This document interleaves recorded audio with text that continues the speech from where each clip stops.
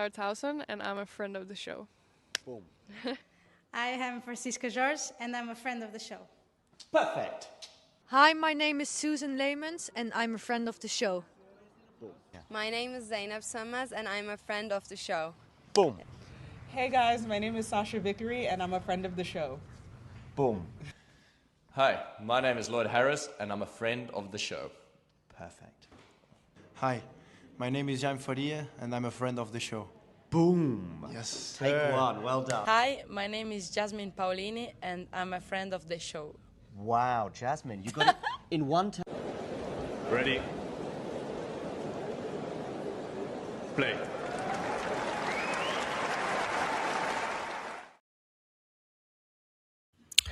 Good afternoon, good evening, good morning, whatever time it is in the world, wherever you are tuning in from. Spontaneous show to have a quick look ahead to Dubai. Tennis never stops. Doha hasn't finished yet. And yet here we are with the Dubai round one draw having already been made.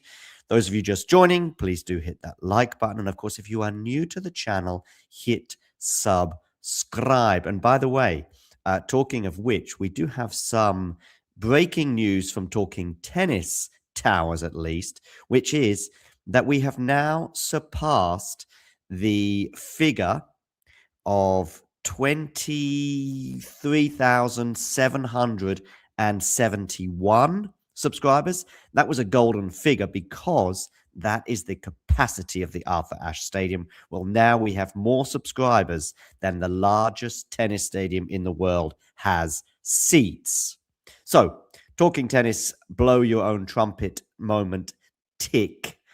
Let's move on to the tennis itself. The first bit of information to announce is the fact that we have a couple of withdrawals that I think should be highlighted, and they are highlighted worthy because they are the two top players in the world, ranked 1 and 2 in the world. Iga Swiatek, number 2, and Aryna Sabalenka both have withdrawn. I think the Sabalenka withdrawing is less surprising. Sabalenka just saying that she's not feeling 100%. In other words, this part of the year is not my time. I want to be ready for the slams, but I also want to be ready for the Sunshine Double where she has excelled in the past, albeit she's been a twice runner-up at Indian Wells, but I think she's desperate to go one step further this time. Iga Swiatek, Indian Wells, that is her domain. She's won the title there on multiple occasions in the past, and she'll be seeking to win it again this year, having not quite made it last year when she lost to Mira Andreeva. So I think this was a little bit more of a surprise that she withdrew from the upcoming tournament in Dubai. This is her statement. She says, "Thank you, Doha," looking back on her tournament in Abu Dhabi, where she lost to Maria Sakkari. "It's always a pleasure to play here. I truly appreciate the atmosphere and support from the fans. I look forward to returning next year. But," here comes the news, "due to a change of schedule, I won't be playing Dubai this year. But the grind doesn't stop. See you in tennis paradise." I nearly said surfers paradise there. That would be a hell of a change of location.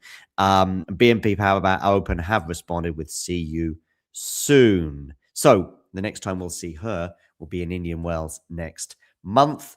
No Dubai for her this year. Didn't really give a reason other than change of schedule. She just obviously wants to be fresh for other parts of the year. Same goes for Sabalenka. Do let me know your thoughts on their withdrawals in the live chat. Let's move on, though, to the draw itself, which sees the Raducanu as number 1 seed as a result of those withdrawals. We've also got some round ones that have already been announced now, with Alex Eala coming up against the American Hailey Baptiste. Emma Raducanu is going to be playing the informed Cocciaretto. That is something to look forward to. We'll hone in on the draw right now. We've got obviously also got Goff, Raducanu, and Eala, along with Raducanu, all in the top half. And by the way, if Eala was to get past Baptiste, Jasmine Paolini would be lying in wait, albeit Paolini in 2026 is not quite the same tennis player she has been in previous years, at least in terms of her results thus far. Okay, let's see if I can share with you the draw on the screen.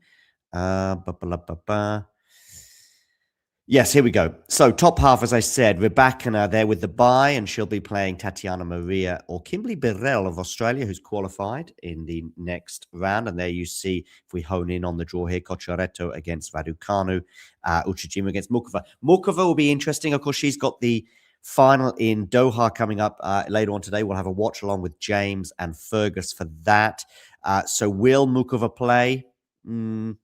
50-50 for me. Depends on how things pan out today. By the way, I saw Deanne did tweet out earlier the schedule for tomorrow as well. I think I saw Eala around about 7 p.m. local time, maybe, for her match with Baptiste, but it will be taking place on Sunday. See if I can get that for you as well. Oh, here we go. Yeah. Deanne's tweet here. So they take the centre court tomorrow. Baptiste, of course, is ranked 29 in the world. She reached the second round of the French Open last year, but Alex did beat her on the grass in Eastbourne in the qualifiers there. Of course, Alex had an incredible run all the way to the final in Eastbourne where she had championship points. But of course, she would have to win again in Dubai if she wants to progress to the second round. Will she progress to the second round? Well, let's have a quick look at the form of Baptiste this year thus far.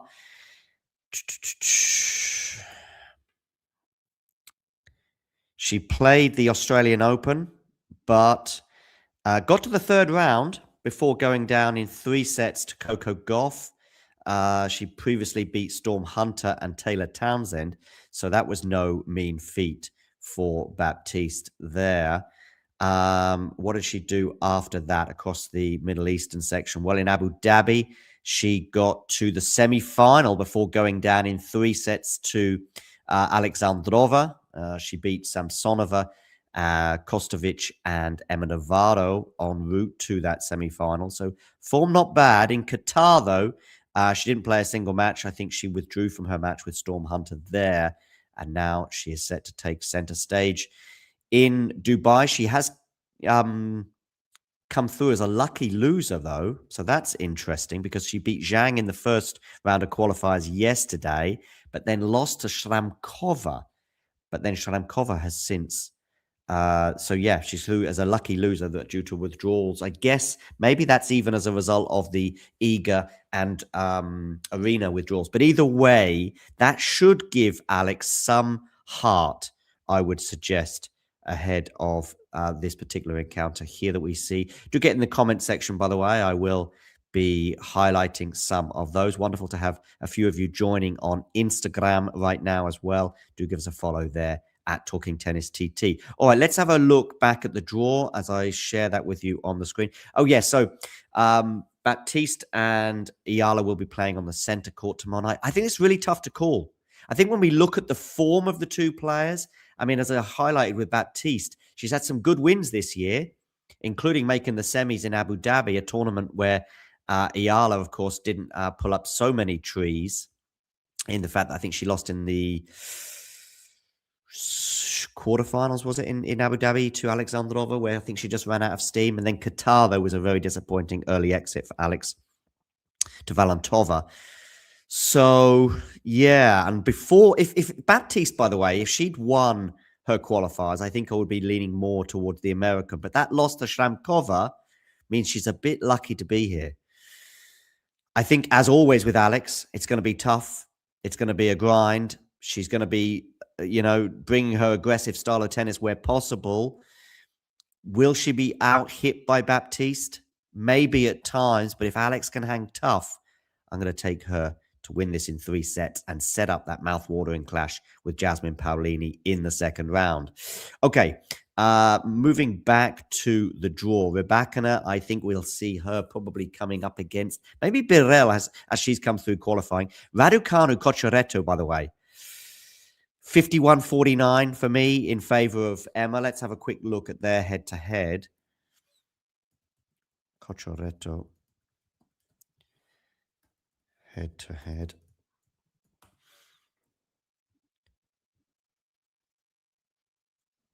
Current ranking for Cocciaretto is 57, of course, whereas Raducanu is 25. But Cocciaretto had a really good week last week in Qatar, or this week, I should say, as it still is, with obviously that win over Coco Gauff. As for their head-to-head, well, they've never played.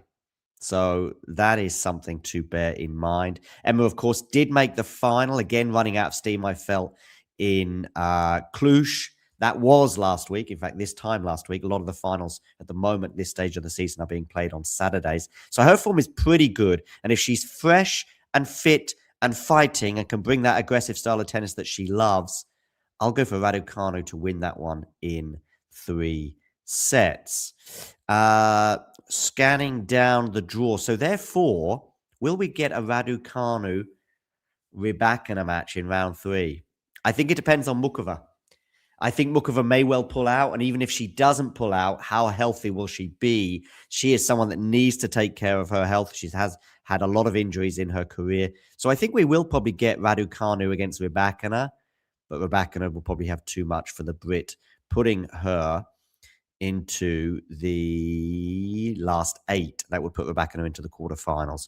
So let's have Rybakina coming up against... We've got a preview already out for Zeynep Sonmez against Sabalenka.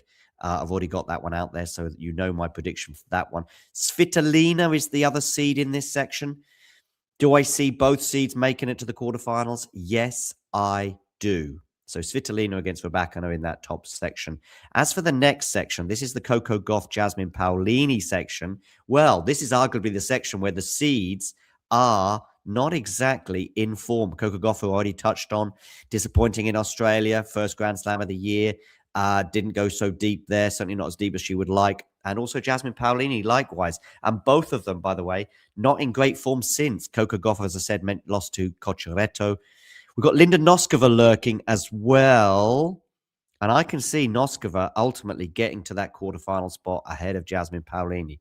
Does Gauff make it through with Ostapenko and Buskova and Kalinskaya lying in wait? I'm not sure that she does. Let's have a quick look at the Ostapenko-Coco Gauff head-to-head, because I think that might be a match that we're going to see. Their head-to-head, by the way, is 2-1 for Coco. So that does at least suggest some optimism for the American. Just scrolling down to see when and where they have played. Their most recent meeting, 2023, so quite a while ago, did go the way of Coco. That was in New York at the US Open. Ah, yes, I remember that. Yelena just did not turn up. It was as though Yelena had won her own US Open in the previous round, beating Iga Swiatek. And yeah, one of those horrible matches that Yelena can throw in with her aggressive style that either works very, very well or sometimes not so. And that was the case that day with Coco. Just be able to frustrate her. And I think Coco can frustrate Yelena and is probably not a great matchup. So we will have, let's go with Coco, therefore, progressing from this sector. Yeah, so Coco, I'm going to have Noskova making the quarters. Navarro as well is another one in poor form, but I will have Coco Gauff making it to that to the Noskova matchup. Noskova and Gauff, didn't they play each other last year in the Asian swing? Maybe in a final? Gauff leads that head-to-head 2-0 as well. So... No, they didn't play last year. Noskova, who did she get? She got to a 1,000 final last year, and I think she lost to someone, but I can't remember who it was right now. Okay, so Gauff leads that head-to-head 2-0, but where Gauff is at right now and where Noskova is at right now, let's have a quick look at Noskova's current form. In Australia, she lost to Wong in the 3rd round. Qatar, she lost to Gracheva in the 2nd round. And now we're in Dubai. She's going to have Lee in the 1st round. Let's go for Noskova finally to get some good wins and beat Coco. So Noskova against Coco in a quarterfinal there. Moving on down the draw to the next section, we've got Alexandrova and Pegula as the top seeds here. Alexandrova, probably. Although Qinwen Zheng, is it finally time for her? She's obviously just come back on the tour. She missed the Australian Open, spent a lot of the last 6 or 7 months out injured. She had a really good match, which gave her some good reps against Rybakina. She did win a set there, the first set before going down in 3 sets to Rybakina, which I think is a very healthy scoreline, bearing in mind her lack of health over the last 7 or 8 months. Clara Tauson is a tough section. And I'm not really, despite her getting to the final, Alexandrova in Abu Dhabi, I'm not so big on her right now in terms of the way she's playing. Pegula, on the other hand, should have enough to get past Shramkova or Grasheva. Shramkova, as we touched on earlier, beat Baptiste in qualifying, albeit the Baptiste is now in as a lucky loser. Sakkari, what kind of condition is she in? She had a good run to the semis before, she was up a set and a break, of course, Maria, but did ultimately lose that semi-final to Mukova. How healthy is she? How tired is she after her exploits in Qatar? I think Pegula will probably have too much for her, so I do see Pegula getting to the quarterfinals. But the other section is tough. I think Tauson has a great chance. I think Zheng has a great chance. And I think Alexandrova, as the top seed in this section, also has a chance. Let's go for Qinwen Zheng, making it through to the quarterfinals before probably losing to Jessica Pegula.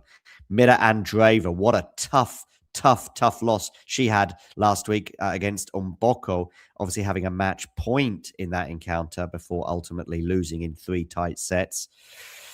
In that 3rd set tiebreak, actually. Never felt confident about her once she didn't quite get over the line with that match point.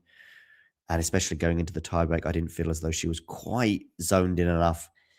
But she'll have Sigmund or Kasatkina. I think she'll have too much there.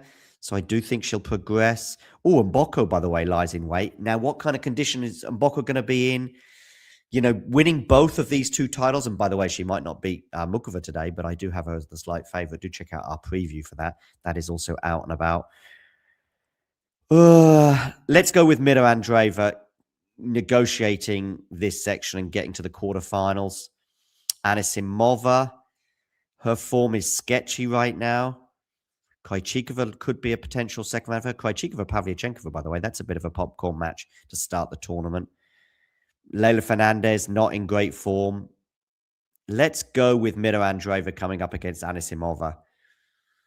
And let's go with Mira Andreeva finally getting back on the horse, so to speak, and winning that one. So I've got Mira Andreeva in the semi-final coming up against Pegula. And in the other semi-final, I'll have...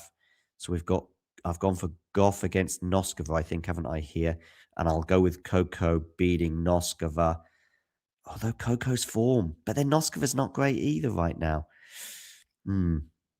Actually, let's go Noskova. Noskova to come up against, and I'll go with Rybakina. So Noskova, Rybakina, and Andreeva Pegula. We'll go with Andreeva making the final, and I'm going to go with Rybakina as well, and I'm going to go with Rybakina to take the title.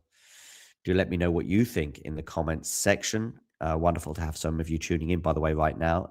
Do let me know in the comment section below. Do you agree with me that Elena Rybakina will win this title? I think basically her, you know, she comes up against Mboko. That is a 50-50 encounter that could have gone either way, as has both of their encounters in recent months. If you remember their encounter last year in Washington, I think it was. Actually, let's have a quick look at the Rybakina Mboko head-to-head. I can remember 2 matches between these two. There's been 3. Okay. Maybe the one in Washington last year went the way of Rybakina, did it?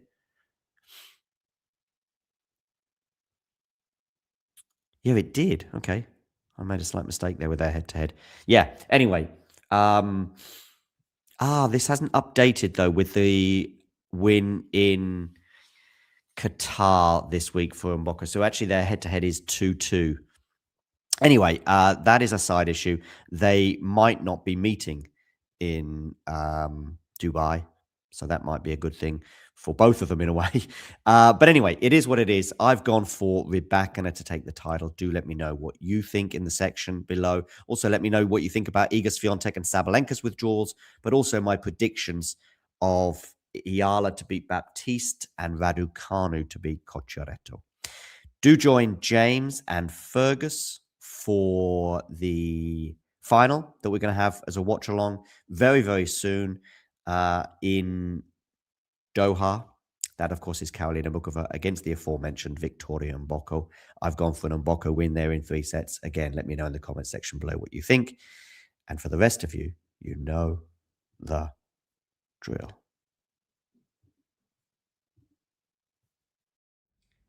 If you enjoyed this video, make sure you hit that like button.